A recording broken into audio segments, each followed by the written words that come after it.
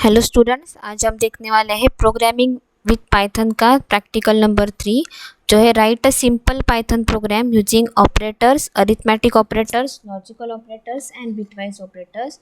तो ये जो ऑपरेटर्स है इसके बारे में हमने पढ़ा है। तो हम ऑपरेट तो यहाँ हम डायरेक्टली क्या करेंगे, इस पर्टिकुलर जो प्रैक्टिकल है जिसमें वो उन्होंने जितने आपको प्रोग्राम दिए हम वही क्या करने वाले हैं, यहाँ पे एग्जीक्यूट करके देखने वाले हैं। सो सबसे पहले हम क्या करेंगे, write a program to convert US dollars to Indian rupees. यानी कि हम क्या करेंगे, ये जो 1 बाय 1 जो प्रोग्राम्स हैं उनको हम क्या करने वाले हैं, एग्जीक्यूट करने वाले हैं। तो एग्जीक्यूट करने के लिए हमें क्या लगेगा, हमारा आईडीएडी लगेगा। तो यहाँ पे मैं पाइथन सिलेक्ट कर ले टाइप कर लूँगी और यहाँ पे देखिए आपको आईडीएडी आ जाएगा। तो यहाँ पे मैंने आईडीएडी पे क्लिक किया है। ओके, तो देखिए यहाँ पे आ जाएगा आईडीएडी।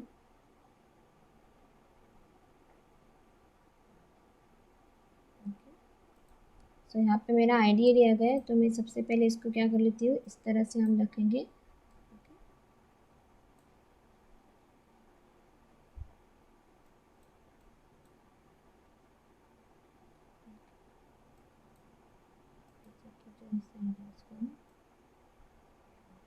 तो हम 1 बाय 1 ये सभी प्रोग्राम करने वाले हैं। तो इसके लिए हम स्क्रिप्ट मोड यूज़ करने वाले हैं। तो सबसे पहले हमें क्या करना होगा, फाइल में जाना होगा और एक न्यू फाइल सेलेक्ट करनी होगी। और यहाँ पे हम क्या करेंगे, ये जो पर्टिकुलर प्रोग्राम है उसको हम क्या करने वाले हैं, लिखेंगे। तो यहाँ पे मैं कमेंट देके उस प्रोग्राम का नाम लिख दूँगी ताकि आपको कोई कन्फ्यूजन ना हो जाए कि ये प्रोग्राम किसके लिए है। तो यहाँ पे लिखेंगे program to convert US dollars to Indian rupees.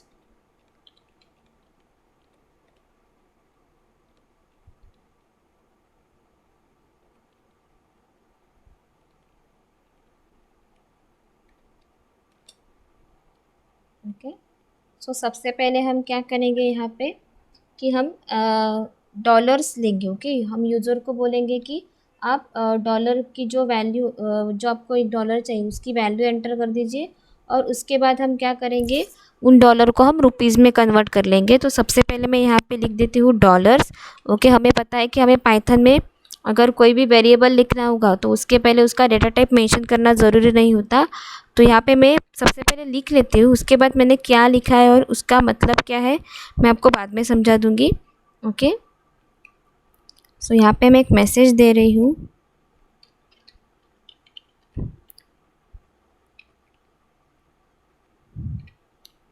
Okay, please enter dollars,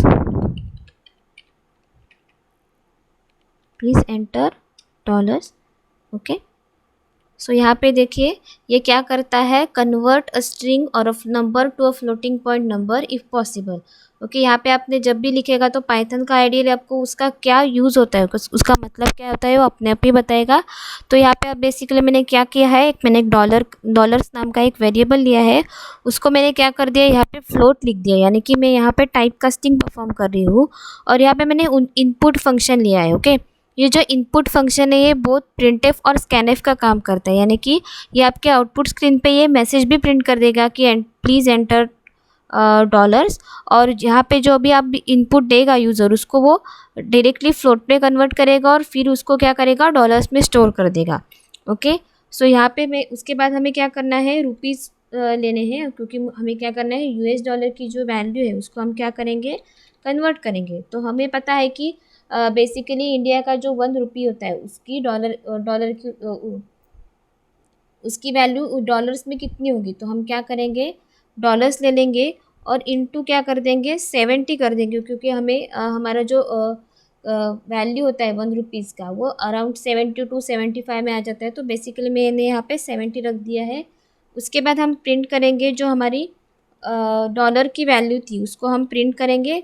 और उसके बाद हमने जो कन्वर्ट किया है उन डॉलर्स को रुपीज़ में हम वो भी लिखेंगे। तो यहाँ पे मैंने लिखा है डॉलर्स इज डॉलर्स के बाद कोलन।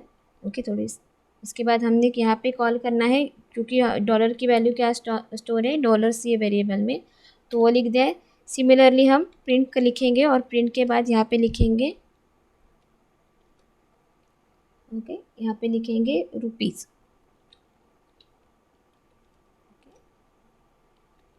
और रुपीज़ की वैल्यू यहाँ पे स्टोर है, रुपीज़ ये पर्टिकुलर जो वेरिएबल है यहाँ पे। उसके बाद आपको कुछ नहीं करना है, आपको खाली आपका जो प्रोग्राम है वो सेव करना है। तो आप यहाँ चाहिए तो कंट्रोल एस प्रेस कर सकते हैं। Okay okay, control S press करने के बाद यहाँ पे आ जाएगा। तो यहाँ पे मैं लिखूँगी P1 लिख देती हूँ। ओके, यहाँ पे बेसिकली पाइथन फाइल्स आ गया है, लेकिन आपको पता चले इसलिए मैंने P1.py लिखा है। ओके, सो ये जो मेरा प्रोग्राम है वो P1 से स्टार्ट हो गया। तो यहाँ पे आपको देखिए रन का ऑप्शन दिख रहा है, आपको यहाँ पे रन पे जाना है और रन करना है। तो यहाँ पे देखिए वैल्यू आ गई। सो यहाँ मैं बेसिकली लिख देती हूँ $5। तो $5 की वैल्यू कितनी हो गई, 350। ओके, हम क्या करेंगे, फिर से इसी को फिर से रन करेंगे। ओके, रन करने के बाद देखिए यहाँ पे मैं लिख देती हूँ 50। तो ये देखिए अगर $5 की वैल्यू कितनी हो गई, 350 हो गई थी, तो $50 की इतनी होगी 3500। ओके, अकॉर्डिंग टू यहाँ पे आपकी जो डॉलर की वैल्यू है, ओके, इंटू मैंने 70 कर दिया है यहाँ पे। आप उस जिस दिन प्रोग्राम करेंगे उस दिन जाकर डायरेक्टली चेक कर दीजिए कि one rupee is equal to how many dollars, and then उसको जो भी वैल्यू आ जाएगी वहाँ यहाँ पे आप क्या कर दीजिए, मल्टीप्लाई कर दीजिए। सो यहाँ पे मेरा जो प्रोग्राम था वो पहला प्रोग्राम कंप्लीट हो गया है। अब हम दूसरा प्रोग्राम करेंगे। तो यहाँ पे मैंने न्यू फाइल सिलेक्ट की है। तो मैं इसको जो मेरे पीछे वाली फाइल है उसको मैं क्लोज कर देती हूँ। और अब हम इस पर यहाँ पे आपको क्या करना है, write a program to convert bits to megabytes, gigabytes and terabytes. तो यहाँ पे मैं कमेंट दे के लिख देती हूँ, program to convert bits to megabyte, comma gigabyte and terabytes.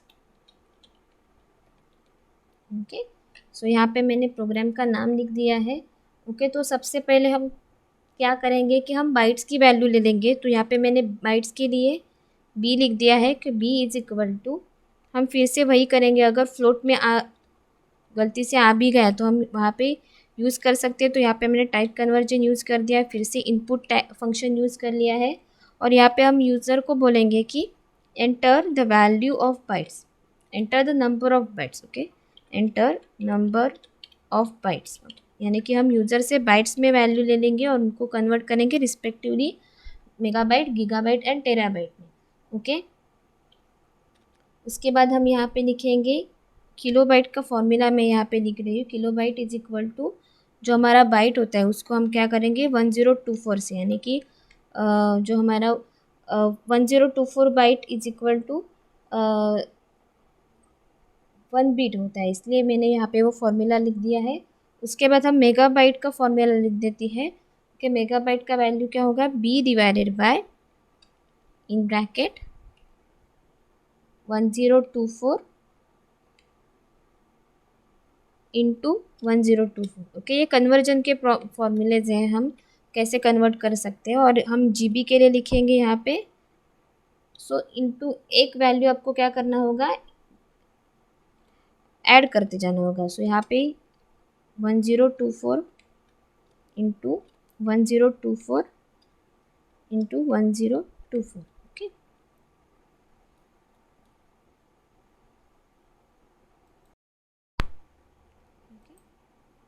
अब हम टीबी के लिए लिखेंगे। ओके, ये फॉर्मूलाज है जो हमें आपको पता है, मैं सिर्फ उसको इम्प्लीमेंट कर रही हूँ। हम क्या करेंगे, यहाँ पे इसी को मैं कॉपी कर लेती हूँ ताकि मुझे बार बार लिखना ना पड़े। सो मैं इसको कॉपी कर लेती हूँ, कंट्रोल सी करेंगे, यहाँ पे जाके सिंपली कंट्रोल वी कर देंगे और इंटू 1024।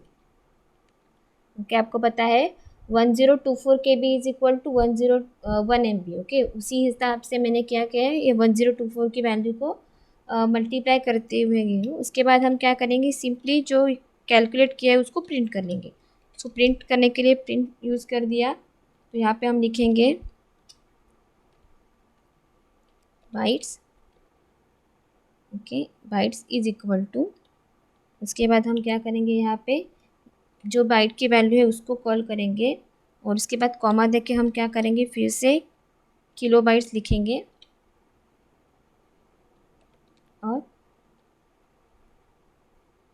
इज इक्वल टू, उसके बाद हम जो किलोबाइट की वैल्यू है उसको यहाँ पे कॉल कर देंगे। ओके, सिंपली हमें यही करना है। तो मैं इसको कॉपी कर लेती हूँ ताकि हमारा वक्त बच जाए। ओके, हमें ये 4 बार लगेगा।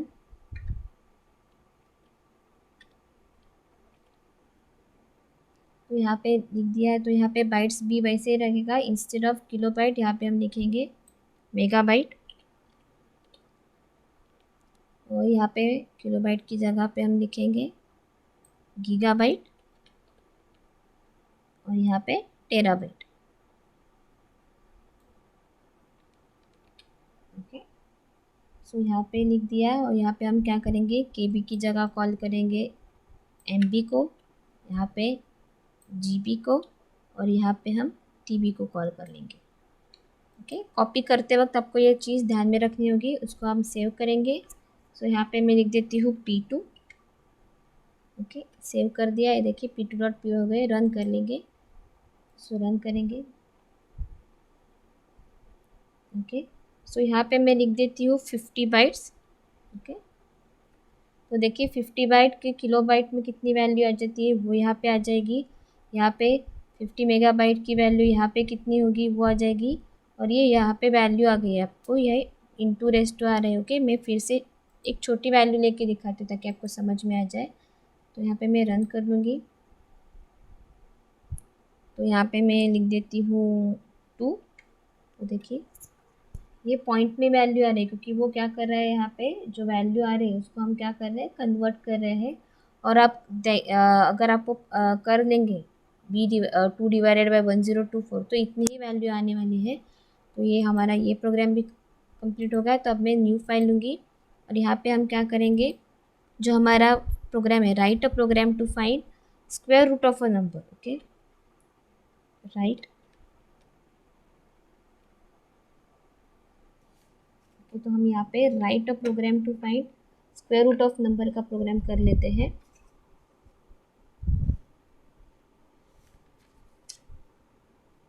ओके, तो मैं यहाँ पे क्या कर लेती हूँ, सबसे पहले तो यहाँ पे हम पहले तो उसका एम लिख लेते हैं। यहाँ पे राइट की जगह डी लिख लेती हूँ, program to find square root. Okay, तो हम सबसे पहले क्या करेंगे, एक एक्स नाम का वेरिएबल लेंगे, उसको हम क्या करेंगे, इंटीजर ही रखेंगे। तो यहाँ पे हम लिखेंगे इनपुट फंक्शन। सो इनपुट फंक्शन में हम यूज़र को बोलेंगे enter N integer number, enter N integer number. Okay, उसके बाद हम क्या करेंगे, हम जो एक आंसर नाम का वेरिएबल ले रहे हैं उसमें हम क्या करेंगे, x इंटू 0.5। ओके, जो मैंने एक्सपोनेंशियल ऑपरेटर यूज़ किया है, यानी कि x⁻².5। हम जो रूट की वैल्यू निकालते हैं वो क्या करते हैं, नंबर ⁻² कर लेते हैं। तो सिंपली मैं यहाँ पे लिख दिया मैंने, और यहाँ पे हम लिखेंगे print square root of number,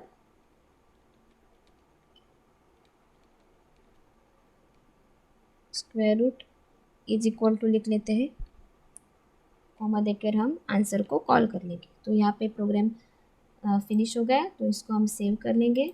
save करने के बाद इसका हम नाम देते हैं P3। ओके, आप चाहे जो भी नाम दे सकते हैं। अब इसको रन करेंगे। ओके,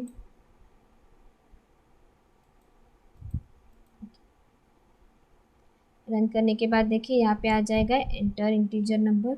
तो मैं यहाँ पे, हमें पता है 144 का स्क्वायर रूट कितना है, 12। तो यहाँ पे देखिए स्क्वायर रूट 12 आ गया। अगर आपको कोई दूसरा स्क्वायर भी पता होगा तो आप कर सकते हैं। फिर से मैं रन करके दिखाती हूँ आपको। ओके, यहाँ पे मैं एंटर करूँगी 25। ओके, 25 का स्क्वायर रूट है 5। तो यहाँ पे आ गया 5.0। ओके, सो देखिए बेसिकली यहाँ पे हमारा तीसरा प्रोग्राम भी क्या हो गया है, कंप्लीट होगा। अब हम जाएंगे चौथे प्रोग्राम की तरफ। ओके, सो चौथे प्रोग्राम का नाम क्या है देखिए, to find area of rectangle. तो मैं यहाँ पे कमेंट देकर लिख देती हूँ एरिया ऑफ रेक्टेंगल। क्योंकि पाइथन में आपको कोई भी जो सिंपल प्रोग्राम होगा उसका जो कोडिंग होता है वो ज़्यादा नहीं होता, खाली 2 या 3 लाइन में आपका प्रोग्राम ख़त्म हो जाता है। तो हम यहाँ, क्योंकि हमें यहाँ पे कोई भी फाइल इंक्लूड नहीं करनी है, कोई भी पैकेज इंक्लूड नहीं करना है, वेरिएबल डिक्लेरेशन नहीं है, डायरेक्टली हम क्या कर रहे हैं, लिखते जा रहे हैं। तो हमें अब रेक्टेंगल का फॉर्मूला पता है, लेंथ इंटू ब्रेड। तो हम क्या करेंगे, सबसे पहले यूज़र से लेंथ ले लेंगे और ब्रेड की वैल्यू ले लेंगे। तो यहाँ पे मैं लिख देती हूँ enter, okay, enter, enter, length of rectangle,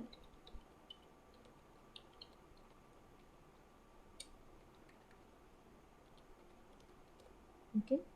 इसके बाद हम इसी को कॉपी कर लेंगे और यहाँ पे हम इंस्टेड ऑफ लेंथ ब्रेड कर देंगे, एंटर कर लेते हैं,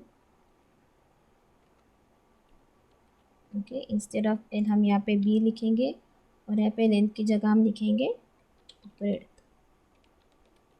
ओके।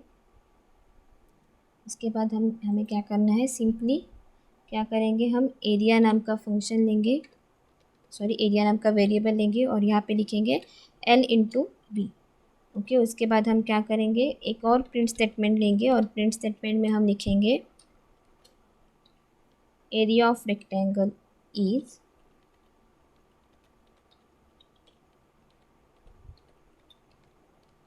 उसके बाद हम यहाँ पे एरिया को कॉल कर देंगे। सो ये भी प्रोग्राम सेव कर लेते हैं। सो सेव करने के लिए मैं यहाँ पे लिखूँगी P4, ओके। सेव हो गया, देखिए मैं इसको रन कर लेती हूँ, यहाँ पे आ गया एंटर द लेंथ ऑफ, मैं 5 एंटर कर लूँगी, उसके बाद आ जाएगी 5, सो आंसर आ जाएगा 25, ओके। देखिए, सो ये length of area of rectangle हमने कैसे कैलकुलेट किया है। इसके बाद हम जाते हैं हमारे पाँचवें प्रोग्राम की तरफ। तो यहाँ पे हम यहाँ पे लिखेंगे, हमें क्या करना है, calculate area and perimeter of square. तो यहाँ पे मैं कमेंट देके लिखती हूँ area and perimeter of square, okay. इसके बाद हमें क्या करना है,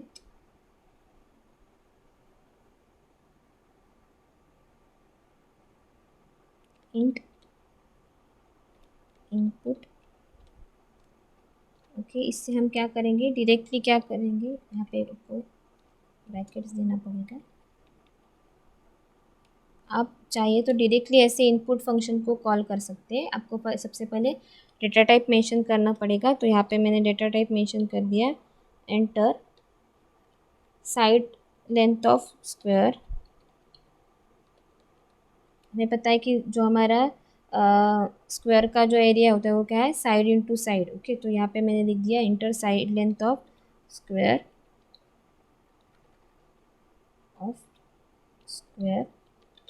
ओके। उसके बाद हम क्या करेंगे, एरिया लिखेंगे, area is equal to side into side,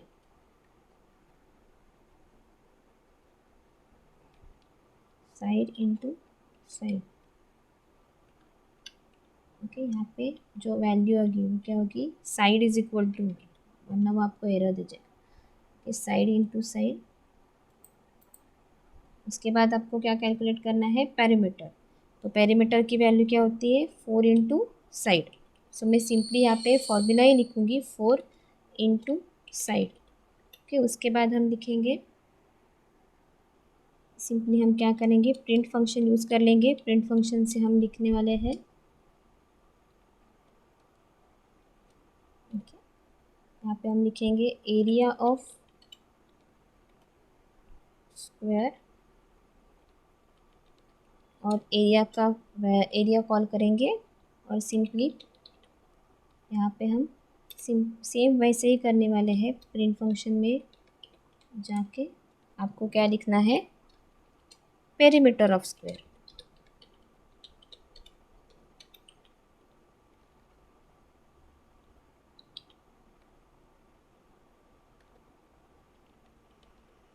okay. और यहाँ पे आपको जाके क्या करना है, पेरीमीटर की वैल्यू कॉल करनी है। ओके, तो इसको सेव कर लेते हैं, इसका नाम देते हैं P5 और सेव कर लेंगे। ओके, उसके बाद हम रन करेंगे। देखिए, तो यहाँ पे enter the side length of square मैंने 4 एंटर कर दिया। तो देखिए एरिया ऑफ स्क्वायर कितना हो गया, 4, और 4 इंटू ये 4 था तो इसके वैल्यू भी क्या आ गई, 16 आ गई।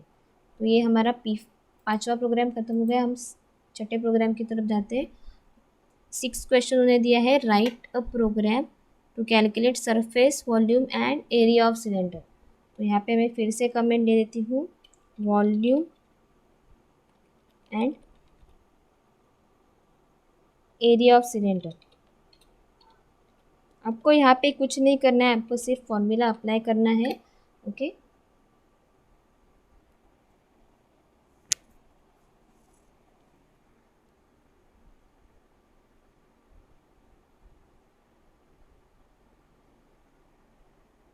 ओके, हम पाई की वैल्यू यहाँ पे ले लेंगे।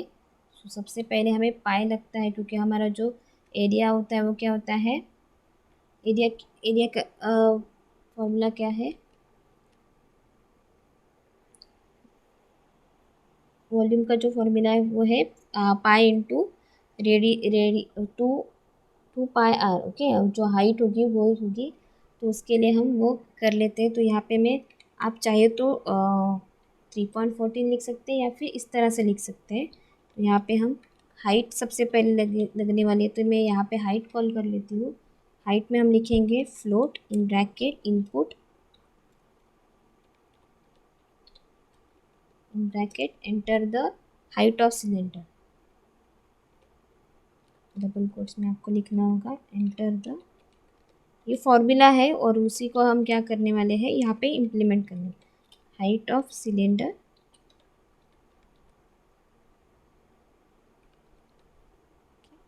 इसके बाद हमें रेडियस भी लगता है, तो यहाँ पे मैं इसको कॉपी कर लेती हूँ और यहाँ पे हम सिंपली इसको पेस्ट कर देंगे। सो इंस्टेड ऑफ हाइट आपको लिखना है रेडियन। ओके, और यहाँ पे इंस्टेड ऑफ हाइट आपको फिर से क्या लिखना है, रेडियन लिखना है। ओके, तो हमने हाइट और रेडियन तो एंटर कर ली यूज़र से। अब हम डायरेक्टली वॉल्यूम का फॉर्मूला लिखेंगे, volume is equal to P I, यानी कि पाई की जो वैल्यू की इंटू रेडियन, इंटू रेडियन का स्क्वायर होता है, तो यहाँ पे हम रेडियन इंटू रेडियन लिखेंगे। Okay, into height. तो ये फॉर्मूला है आपके सिलेंडर का वॉल्यूम फाइंड आउट करने का। और इसके बाद हम SUR एरिया लेते हैं, यानी कि सरफेस एरिया फाइंड आउट करने का फॉर्मूला लिखेंगे, जो है, आपको यहाँ पे लिखना होगा 2 into PI into radian. Okay, ये फॉर्मूला ही मैं अप्लाई कर रही हूँ। Okay, into height. Okay, into height. उसके बाद प्लस दूसरे ब्रैकेट में हम लिखेंगे pi into radian raise to 2। आप चाहे तो ऐसे लिख सकते हैं, हमने एक्सपोनेंशियल ऑपरेटर सीखा है, तो आप रेडियन इंटू रेडियन लिख सकते हैं, या फिर रेडियन एक्सपोनेंशियल ऑपरेटर लेके आप यहाँ चाहिए तो 2 लिख सकते हैं। ओके, तो यहाँ पे हो गया ये। तो यहाँ पे मैंने फॉर्मूला अप्लाई कर दिया है, यहाँ पे एक और ब्रैकेट आ जाएगा। और उसके बाद हम क्या करेंगे, सिंपली ये जो वैल्यूज़ हैं उनको प्रिंट कर देंगे। सो प्रिंट ब्रैकेट में लिखेंगे volume of cylinder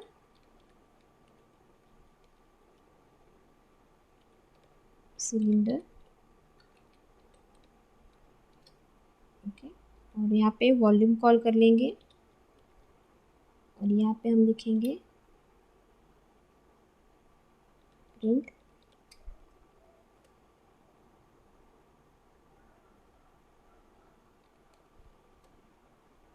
surface area of cylinder.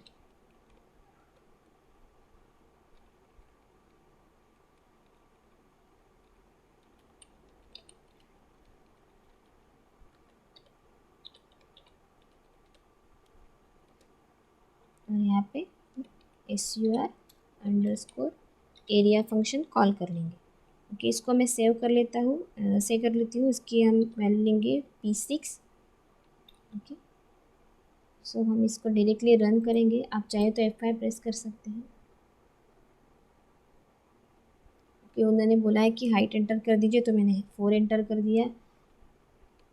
Radian की वैल्यू 6 एंटर कर दी, तो ये जो वैल्यू आ गई आपकी। ओके, ये जो फॉर्मूला अप्लाई करने के बाद आपके पास जो स्क्रीन पे वैल्यू दिख रही है वो आपकी वॉल्यूम की वैल्यू होगी, और ये आपकी सरफेस एरिया। अब हम हमारे लास्ट प्रोग्राम की तरफ जाते हैं। तो यहाँ पे मैंने फिर से न्यू फाइल ले ली। ओके, सो यहाँ पे हम लिखेंगे write a program to swap the value of 2 variables. Okay, तो यहाँ पे हमें क्या करना है, सबसे पहले हम यूज़र से 2 नंबर ले लेंगे। सो यहाँ पे मैं कमेंट दे के लिखती हूँ स्वैपिंग 2 नंबर्स। ओके, यहाँ पे हम यूज़र से 2 नंबर ले लेंगे और उसको हम क्या करेंगे, स्वैप कर देंगे एक दूसरे के साथ। तो यहाँ पे मैं लिख देती हूँ एंटर फर्स्ट नंबर। ओके, और उसके बाद हम सिमिलरली यही कॉपी कर लेते हैं। सबसे पहले इसको मैं कॉपी कर लेती हूँ, और यहाँ पे इंस्टेड ऑफ नंबर 1 यहाँ पे आ जाएगा नंबर 2, और यहाँ पे आ जाएगा सेकेंड। ओके, तो हमने यूज़र से 2 नंबर ले लिए हैं। अब हम क्या करेंगे, 2 नंबर जो है, जो स्वैप करने के पहले क्या थे और स्वैप करने के बाद क्या होंगे, वो इसके लिए मैं लिखूँगी नंबर्स बिफोर स्वैपिंग,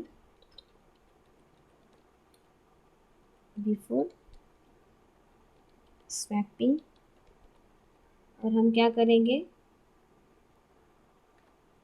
डायरेक्टली वो जो नंबर्स हैं उनको क्या करेंगे, प्रिंट कर लेंगे। सो मैं यहाँ पे लिखूँगी प्रिंट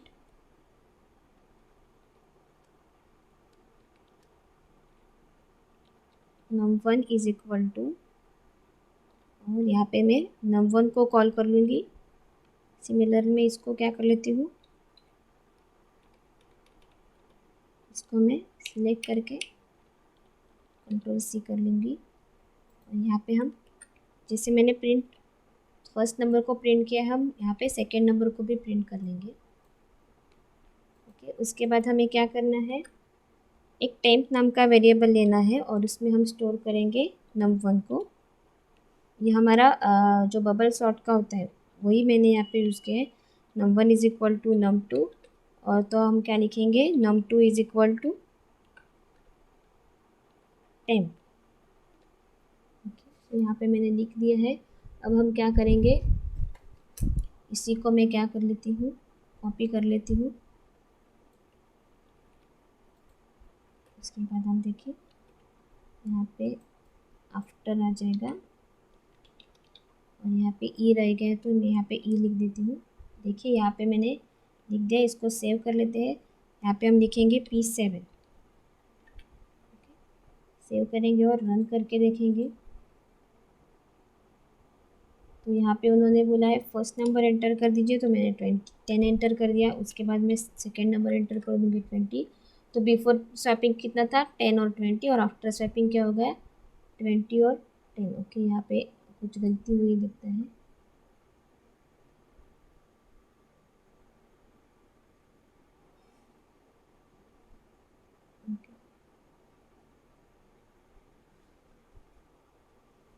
ओके, यहाँ पे मैंने num2 लिखना भूल गई थी, तो इसलिए वहाँ पे स्वैपिंग नहीं हुआ। अब हम फिर से देखेंगे रन करके, वही आउटपुट लेते हैं। सो 10, और यहाँ पे मैं लिख दे दूँगी 20। सो आफ्टर स्वैपिंग नंबर था 10, 10 और 20, और बिफोर स्वैपिंग 10 और 20 था, और आफ्टर स्वैपिंग क्या हो गया, 20 और 10। तो यहाँ पे हमारा जो प्रैक्टिकल नंबर 3 था वो क्या हो गया, कंप्लीट हो गया। So thank you.